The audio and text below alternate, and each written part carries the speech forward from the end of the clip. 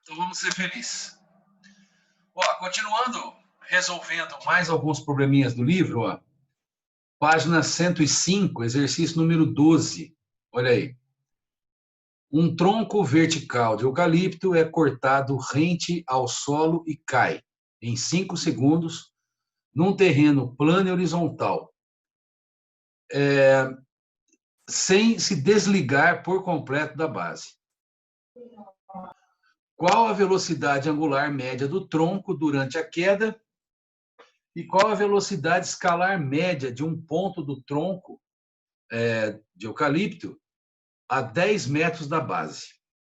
Bom, então, a ideia que ele quer passar é a seguinte. Você tem um tronco, uma árvore, sei lá. Eu desenhei uma árvore. Ficou parecendo uma árvore? O que vocês acham? Que está instalada num terreno horizontal, né? Plano e horizontal. Então, isso quer dizer que ela forma 90 graus com o solo, tá? Porque se ela é vertical e o terreno é horizontal, então ela forma 90 graus com o solo. Bom, aí o cara vai e corta a árvore. Paf! Bum, a árvore cai. Bum! Caiu. Então, quanto tempo demorou para a árvore descrever esse movimento aqui de queda, né? Sem se desligar da base? Então, ela descreveu um quarto de circunferência, né? Em 5 segundos. Então, a velocidade angular é o ângulo pelo tempo.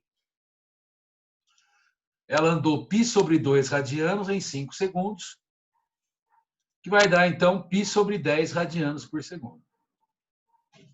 Agora, a segunda pergunta é: qual a velocidade escalar, ou linear, ou tangencial? Qualquer uma dessas perguntas corresponde à mesma pergunta. De um ponto localizado a 10 metros de altura, né? Então, conhecendo o ômega aqui, ó, você pode fazer V igual a ômega R, tá?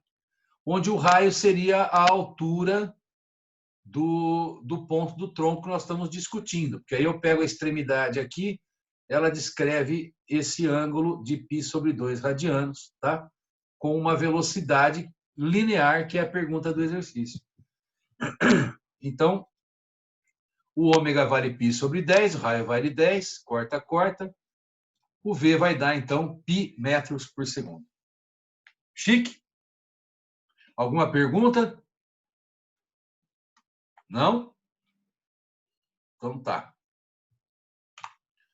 A próxima aí, ó. Questão número... Oi? O movimento anterior, ele não é MCU, né?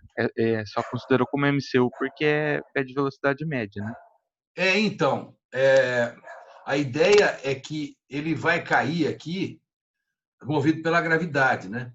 Então, realmente não seria totalmente uniforme, né? Mas como ele pede velocidade angular, a velocidade angular ela só vai depender do ângulo e do tempo, né? Então, aí já não há uma importância. E, no caso da letra B, ele pede velocidade média, né? Então, funciona, entendeu? Mais alguma Obrigado. pergunta? Não, tranquilo, fica à vontade. Interrompe, pergunta. Ó, a evolução da sociedade tem aumentado a demanda de energia limpa e renovável. Um sitiante pretende instalar em sua propriedade uma roda d'água e a acoplar num gerador. A partir do fluxo de água disponível e do tipo de roda d'água, ele avalia que a velocidade linear de um ponto da borda externa da roda deve ser 2,4 metros por segundo. Além disso, para que o gerador funcione adequadamente, a frequência de rotação da roda d'água deve ser de 0,2 Hz. Qual é o raio da roda d'água a ser instalada? Use π igual a 3. Bom, para quem não conhece uma roda d'água, olha aí, essa animação está funcionando. Chique, hein? Isso é uma roda d'água, né? Então, aí, se o cara canaliza a água, faz ela passar pela roda, o que faz a roda girar. Então, você vem aqui, ó, no eixo da roda d'água e acopla um gerador, por exemplo. Tá? Agora, com os dados que ele me deu a velocidade linear da roda d'água, ele me deu a frequência da roda d'água, me deu o π, e ele quer o raio. Então, a equação que junta tudo isso é V igual a 2πrf. Tá? O V vale 2,4, o π vale 3, o raio eu quero achar e a frequência vale 0,2. Então, vai dar 2,4 igual a 1,2 R, o R tem que ser 2 metros. É fácil ou não é? Fala a verdade. É... Alguma pergunta? Não? Então vamos para a próxima. Ó. Livro 1, página 105, questão 15. Essa é uma pergunta que o pessoal sempre faz em plantão. Por isso que as que eu estou escolhendo aí são as que o pessoal mais pergunta nos plantões que eu dou aí, o extensivo. Então, digamos que são as mais do plantão. Um farol marítimo projeta um facho de luz contínuo enquanto gira em torno do seu eixo de rotação a 10 rotações por minuto.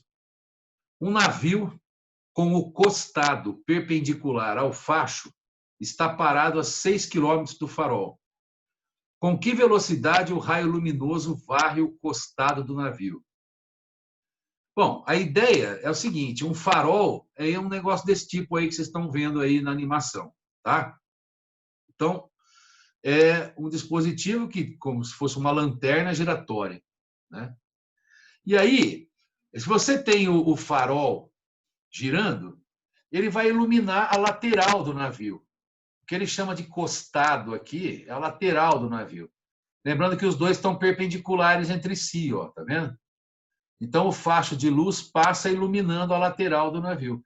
Então, quem está lá no navio vê aí uma bolinha de luz, né, circular, e cada vez que o farol ilumina o costado do navio, essa bolinha percorre aqui essa distância, tá?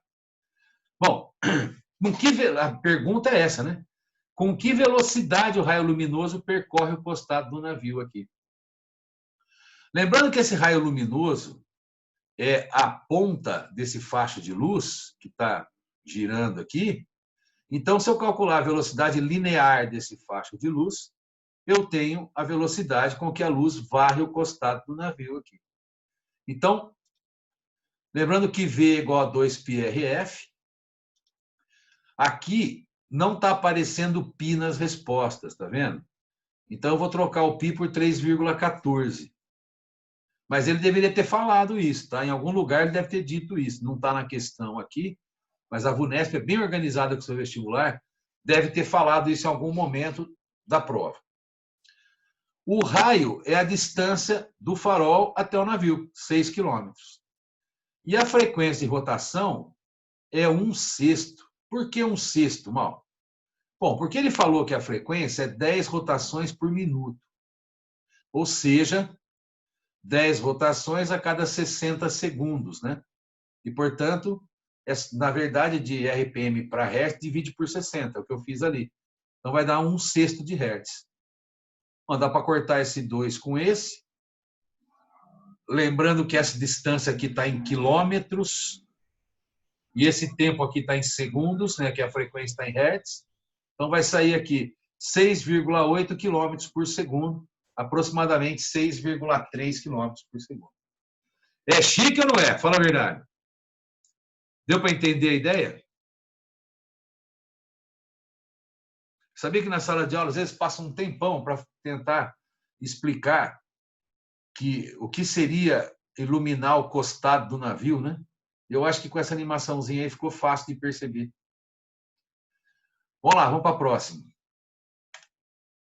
Livro 1, página 105, questão 18. Ó. Em uma bicicleta com roda de 1 metro de diâmetro, um ciclista necessita dar uma pedalada para que a roda gire 2 voltas. quantas pedaladas por minuto deve dar o ciclista para manter a bicicleta com velocidade constante de 6 km por hora? Bem, a primeira informação que ele nos dá permite relacionar os raios do pedal com a catraca. Que ele fala aqui, ó, o ciclista necessita dar uma pedalada para que a roda gire 2 vezes. Então, lembrando que a relação do pedal com a catraca é uma, ou seja, são frequências e raios inversamente proporcionais. Mas a catraca e a roda estão no mesmo eixo, então tem a mesma frequência. Tá? Então, se o cara, quando dá uma volta aqui, ele gera 2 voltas na roda, é porque ele gera 2 voltas na catraca. Então, entre o pedal e a catraca, eu posso escrever que a frequência do pedal está para a frequência da catraca, assim como o raio da catraca está para o raio do pedal, inversamente proporcional. E aí ele fala assim, ó, para uma pedalada da catraca, perdão, do pedal, a catraca dá 2 voltas. Porque se a catraca der 2 voltas, a roda dá 2 voltas, que elas estão no mesmo eixo, então elas têm a mesma frequência. E com isso sou capaz de tirar a relação, então, entre o pedal, o raio do disco do pedal e o raio do disco da catraca. Ou seja, o raio do disco do pedal é o dobro do raio da catraca. Até aí, alguém teria alguma pergunta para fazer? Que eu vou ter que mudar de slide, então eu queria saber se alguém quer perguntar alguma coisa. Então, a primeira informação serviu para eu tirar uma relação entre o raio do pedal e o raio da catraca. Agora, vamos lá. A segunda relação, ele quer saber o seguinte: a velocidade da roda aqui, ó, a velocidade linear, tem que ser de 6 km por hora. Isso quer dizer, então, que o cara tem que estar pedalando numa certa frequência aqui. E a pergunta é justamente essa: qual a frequência do pedal em RPM? Então, vamos por partes. Parecido com aquele problema que nós fizemos agora de pouco na apostila, se eu sei a velocidade linear da roda, eu posso calcular a frequência de rotação da roda. Então, vamos lá. Frequência da roda traseira. V igual a 2πr vezes a frequência. Como a velocidade está em quilômetro por hora, para passar para metro por segundo, você divide por 3,6. Então, 6π dividido por 3,6 é igual. O diâmetro é 1 metro. Que ele falou, a bicicleta tem roda de 1 metro de diâmetro. Então, eu peguei aqui, ó, 2 vezes o raio e troquei por 1, porque o diâmetro é 2 vezes o raio, vale 1. Então, o π vai cortar com o π, a frequência da catraca será 1 sobre 0,6 Hz, tá? Porque 6 simplifica com 3,6, fica 1 sobre 0,6. Agora, eu sabendo a frequência da catraca, perdão, da roda traseira, eu sei a da catraca, porque a roda traseira e a catraca estão juntas, tá ok? Bom, então, a frequência da catraca é igual à da roda traseira, 1 sobre 0,6 Hz. Tá aí. E agora que eu sei a frequência da catraca, eu posso achar a frequência do pedal.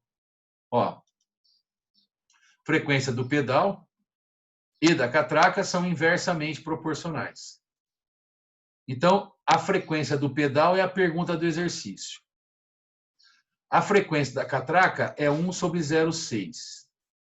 E no slide anterior, eu descobri que o raio do pedal é o dobro do raio da catraca. Então, vai ficar raio da catraca dividido por 2 vezes o raio da catraca. Esses dois aqui vão cortar, tchutchufa, né? Então, vai ficar assim. 1 sobre 0,6 passa multiplicando e lá sobrou meio.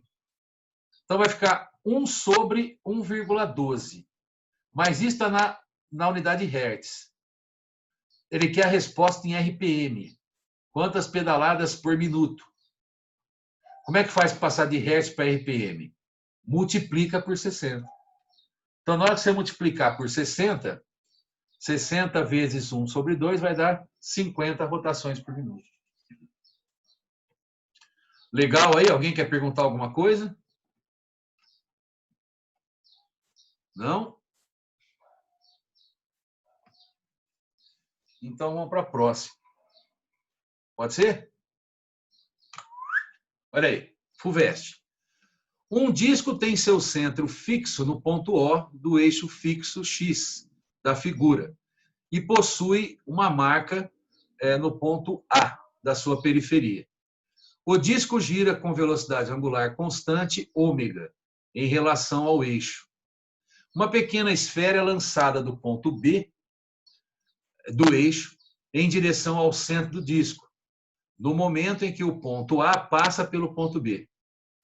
A esfera desloca-se sem atrito, passa pelo centro do disco e, após 6 segundos, atinge a periferia exatamente na marca A, no instante em que esta está passando pelo ponto C do eixo. Se o tempo gasto pela esfera para percorrer o segmento BC é superior ao necessário para que o disco dê uma volta, mas é inferior ao tempo necessário para o disco dê 2 voltas. O período de rotação do disco é ABCDE. Bom, eu arrisquei fazer uma animaçãozinha aí. Aqui, ó, eu coloquei aqui no desenho a bolinha, né, que vai ser lançada do ponto B em direção ao ponto C. E esse pontinho vermelho acho que já estava aqui, né? Tá. O pontinho vermelho é o ponto A. No momento inicial, os dois estão no mesmo lugar. Olha só. Uma pequena esfera B é lançada em direção ao disco no momento em que o ponto A passa pelo ponto B. Então, no momento inicial, eles estão juntos. Aí o que acontece? Ó, a esfera é lançada e o disco continua girando. E aí, eles voltam a se encontrar no ponto C. Percebeu? Ó, vou retomar. Eles partem juntos e eles voltam a se encontrar do outro lado, no momento em que o A está passando por lá. Então, a dica é a seguinte, olha, pessoal. O disco ele tem que dar mais que uma volta e menos que 2. Entendeu? Está escrito aqui, ó. O tempo para a esferinha percorrer o BC, essa esferinha azul aqui, o tempo que ela demora para percorrer esse trecho BC é superior ao necessário para que o disco dê uma volta, mas é inferior ao necessário para que o disco dê 2 voltas. Então, o tempo que demora para a esferinha azul fazer o percurso dela é o tempo que o disco demora para dar uma volta e meia. Porque, para eles se encontrarem de novo aqui, só tem um jeito. O disco deu uma volta inteira, mais meia volta. E isso é mais que uma volta e menos que 2. Então, a interpretação desse problema é que é o problema. Porque depois é uma regrinha de 3. Olha só, o disco dá uma volta e meia em 6 segundos. Eu quero saber o tempo de uma volta, o período do disco. Tá?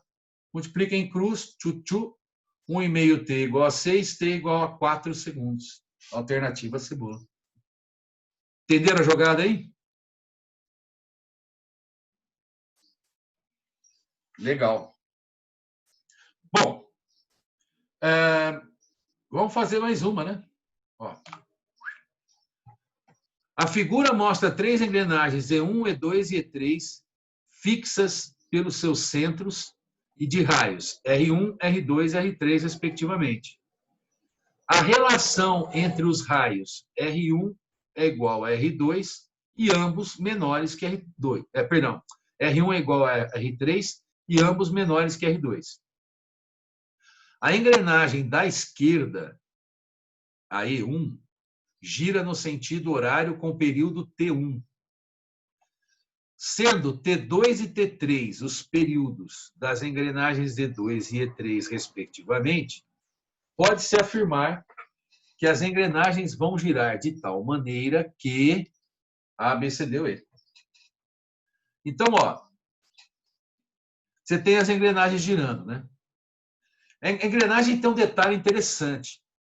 Primeiro, uma delas força a outra a girar no sentido contrário. Então, olha aqui, ó. A engrenagem vermelha aqui, que seria 1, ela está girando no sentido horário, conforme até o desenho que ele forneceu aqui. Então, ela força a engrenagem E2 girar no sentido anti-horário. A engrenagem E2 força a engrenagem E1 girar no sentido contrário dela, que é horário. Bom, isso responde já uma parte da pergunta, né? A E1 e a E3 vão estar girando no mesmo sentido, tá? Visualizou aí a figurinha? Agora, como essa engrenagem e essa aqui, ó, tem mesmo tamanho, elas vão girar com mesma frequência e mesmo período. Ó, 1 e 3 têm mesmo raio. Então, elas vão girar com mesma frequência e mesmo período. Mas a engrenagem 2 é maior que elas são menores que ela. Então, a engrenagem 2 tem frequência menor. Então, o período dela é maior. Exatamente o que o desenho, a animação está te mostrando. Quer dizer, a 1 e a 3 giram de tal maneira que a volta delas é mais rápida, né? Porque a frequência delas é maior, e a do meio gira de maneira mais lenta, porque raios e frequências, nesse tipo de combinação, são inversamente proporcionais. Então, olha, a 1 e a 3 vão ter o mesmo período, e a 2 vai ter um período diferente, que na verdade é maior, né? Porque ela demora mais para dar uma volta, ela é mais lenta do que as outras. Tá? Então, a resposta aí seria a letra D.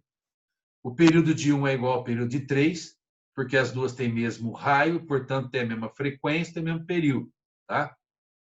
Agora, a engrenagem 2 é mais, gira com menos frequência, né? Ela tem uma velocidade linear assim, tal, entendeu? E a E3 vai estar girando no sentido de 1. As duas vão estar girando aqui no mesmo sentido. Alternativa D.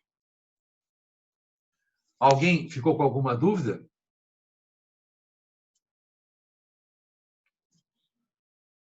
Então, mais um, ó. As bicicletas possuem uma engrenagem que liga uma coroa dentada dianteira movimentada, né, por pedais, a uma coroa localizada no eixo traseiro, como mostra a figura. O número de voltas dadas pela roda traseira a cada pedalada depende do tamanho relativo entre as coroas. Em qual das opções a seguir, a bicicleta, a roda traseira, dá o maior número de voltas por pedalada? Bom, como nós já discutimos alguns problemas de bicicleta, a gente sabe que a relação entre o pedal e a catraca é inversamente proporcional, tá? Pedal e catraca têm relação inversa. Aqui eu escrevi catraca, frequência da catraca sobre a frequência do pedal, raio do pedal sobre o raio da catraca. Até para diferenciar um pouco. Eu tenho escrito ao contrário, né? Mas só para mostrar que é só escrever invertido que fica certo. Então, a gente sabe que a frequência da catraca é igual à da roda, porque a catraca e a roda estão no mesmo eixo. Tá? Então, quanto mais voltas a catraca dá, mais voltas a roda dá. Porque elas estão juntas. Elas dão a mesma quantidade de voltas, elas estão no mesmo eixo. Sacou? Olha, então, é o seguinte. Se eu tenho aqui uma catraca grande, né, a relação entre o raio da catraca e o raio do pedal é inversamente proporcional. Quanto menor for este aqui, que é a catraca, mais voltas ela vai dar. Porque a frequência da catraca, olhando para essa equação aqui em cima, é diretamente proporcional à frequência do pedal, mas é inversamente proporcional ao raio da catraca. Então, quanto menor for o raio da catraca, maior vai ser a frequência da catraca. Tá? E maior será a frequência da roda. Então, se eu usar uma catraquinha menorzinha, eu vou ver a roda dando mais voltas, porque a combinação entre pedal e catraca dá o maior número de voltas. Chique? Então, seria a alternativa A. Você vê, essas questões teóricas, elas são bastante comuns no vestibular e costumam ser bastante importantes aí, tá? Bom, fazer uma... Oi, pois não. Alguém me chamou? Então, ó. Quando se dá uma pedalada na bicicleta a seguir, isto é, quando a coroa acionada pelos pedais dá uma volta completa, qual é a distância aproximada percorrida pela bicicleta? Sabendo que o comprimento de um círculo de raio R é igual a 2πr, onde π é aproximadamente 3. Bom, então, o que ele está dizendo? Se você der uma volta no pedal, você vai promover uma quantidade de giros na catraca, que, por sua vez, vai promover a mesma quantidade de giros na roda. E a bicicleta vai andar uma certa distância. Olha, essa próxima animação aqui não ficou boa, mas dá para entender o que eu quero mostrar. Cada vez que a roda dá uma volta, ela anda uma distância. Ó, então, a roda vai dar uma volta e ela vai andar uma distância. Qual é a distância que ela anda? A distância é o comprimento da circunferência. Entendeu? Se eu pegar lá do começo, o comprimento da circunferência é a distância que ela anda. Então, se eu souber quantas voltas a roda traseira está dando, eu sou capaz de descobrir quantos metros a bicicleta andou. Porque quando a roda dá uma volta, ela anda 2πr. Se a roda der 2 voltas, ela anda 4πr. E assim por diante. Então, retomando o problema, entre o pedal e a catraca, a relação é inversamente proporcional aos raios. Então, se eu der uma volta no pedal, eu quero descobrir quantas voltas a catraca dá. O raio da catraca é 5, porque o diâmetro é 10. O raio do pedal é 15, porque o diâmetro é 30. Então, a frequência da catraca é 3. Veja que aqui eu não tenho unidade de medida, né? Não sei se é por segundo, por minuto, ele não me falou. Mas eu sei que quando o pedal dá uma volta, a catraca dá 3. E se a catraca dá 3 voltas, a roda traseira dá 3 voltas. Então, qual o deslocamento da roda traseira? Né? 3 vezes 2πr, são 3 voltas. Tá? Então, o π ele mandou usar 3 e o raio da roda é 0,4, porque o diâmetro é 80 centímetros, mas nós temos que dar a resposta em metro. Então, o raio é 40 centímetros, 0,4 metros. Então, vai dar 7,2 metros. Beleza? Bom, então, eu vou parar por aí de fazer exercício de movimento circular uniforme. Tá? Dança contemporânea agora. Alguém está com o microfone aberto aí e está falando alto aí sobre alguma coisa contemporânea. Viu?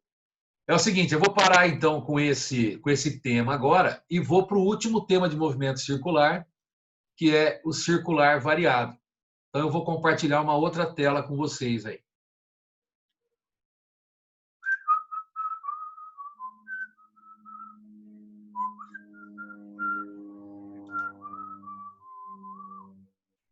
Canta mal. Tira a calça jeans, bota o fio dental. Morena, você é tão sensual. Não é linda essa música? Na areia, nosso amor. No rádio, nosso som. Vamos lá, todo mundo. Tem magia, nossa cor marrom. Marrom bombom. Eita, tempo bom. Vamos lá. Movimento circular uniformemente variado. Esse tema está na primeira aula de movimento circular do caderno 2. Deve ser na página 558. Porque os exercícios que nós fizemos lá estavam na 559, então deve estar na 558.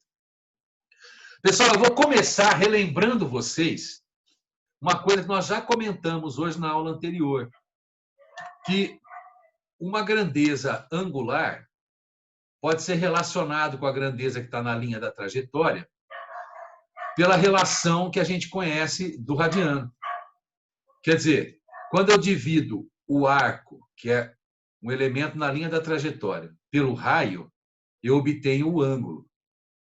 E aí eu posso generalizar dizendo o seguinte, ó, que uma grandeza angular corresponde à razão entre a grandeza linear e o raio. Como a gente já mostrou isso hoje, né, quando definimos aí a função horária do espaço do movimento uniforme. Então, V igual a ômega R é um exemplo dessa relação. Se você isolar o ômega, você vai ficar com ômega igual a V sobre R. O que é o ômega? É uma grandeza angular. O que é o V? É uma grandeza linear. Então, quando eu pego uma grandeza linear e divido pelo raio, eu obtenho uma grandeza angular. Então, de maneira genérica, eu posso fazer esse tempo todo. Tá? Agora, imagina a seguinte situação. Tem um corpo que vai sair daí e vai andar até um certo lugar, só que agora a velocidade dele não é constante, porque o movimento é uniformemente variável. Então, ele tem uma posição inicial, uma velocidade inicial, que pode até ser zero ou não, e ele tem uma aceleração, né? E quando ele chegar lá, na outra posição, ele vai ter uma velocidade que é diferente dessa, porque ele acelerou ou brecou, não sei, mas mudou a velocidade porque é uniformemente variável. Tá? Então, vamos começar definindo a aceleração no aspecto angular. Para eu definir a aceleração angular, aliás, aqui no material do poliedro é a letra gama. Deixa eu corrigir isso. Espera aí. Faz parte do jogo. São tantas emoções. Gente, está sendo o maior barato preparar essas aulas, porque cada escola é uma coisa. Dá um trampo. Então, ó, às vezes fica mais ou menos igual. Então, a aceleração angular, aqui no material do poliedro, é simbolizado pela letra gama. Então, para eu achar a aceleração angular, eu pego a aceleração na linha da trajetória e divido pelo raio. Está aí. Gama, que é a aceleração angular, é a aceleração linear pelo raio. Tá? No sistema internacional, costuma ser dada na unidade radiano por segundo ao quadrado. Vamos para outras funções. Ó. Função horária do espaço. Pega o sorvetão, divide tudo pelo raio. Quando você pega aqui o arco S e divide pelo raio, você obtém esse ângulo φ aqui. Quando você pega o arco que vale S0 e divide pelo raio, você tem o ângulo φ. Quando você divide velocidade pelo raio, você tem o ômega. A gente viu agora de pouco. E a aceleração pelo raio é a aceleração angular. Então, a equação fica φ igual a φ0 mais ômega 0 t mais gama t quadrado sobre 2. E nós vamos fazer isso com todas as equações. Tá? Se você pegar a função horária da velocidade, V igual a V0 mais AT, vovô ateu. Divide pelo raio. V sobre R é ômega. V0 sobre R é ômega 0. E A sobre R é a aceleração angular. Então, ômega é igual a ômega zero mais gama t. Tá? Lá no final eu ponho um resumo para vocês. Se eu pegar o deslocamento no move, ele é medido pela função ΔS igual a V0t mais AT² sobre 2. Divide tudo pelo raio. Então, se eu pegar aqui, ó, o ΔS e dividir pelo raio, eu tenho o ângulo que ele descreveu entre essa posição e essa, que eu chamei aqui de ΔΦ, que é o deslocamento angular. Tá? V0 por R é ômega zero. A por R é gama. Então, você percebe que as equações passam da parte linear para a parte angular, mas elas não perdem a estrutura, né? ΔS V0t AT² sobre 2. ΔΦ ômega 0t gama t² sobre 2. Tá? Agora, a equação de Torricelli, a gente vai ter que ser criativo aqui. Se eu dividir a equação inteira só por R, eu não vou conseguir chegar onde eu quero. Então, eu vou dividir a equação por R². Mas, mal, isso é trapaça. Sim, o objetivo é esse. Por quê? Porque na hora que eu divido a equação inteira por R², olha o que eu posso fazer. V² sobre R² é o mesmo que V sobre R ao quadrado. V0² por R² é o mesmo que V0 sobre R ao quadrado. E aqui eu posso separar em duas frações. Vai ficar 2 vezes A sobre R, que multiplica ΔS sobre R.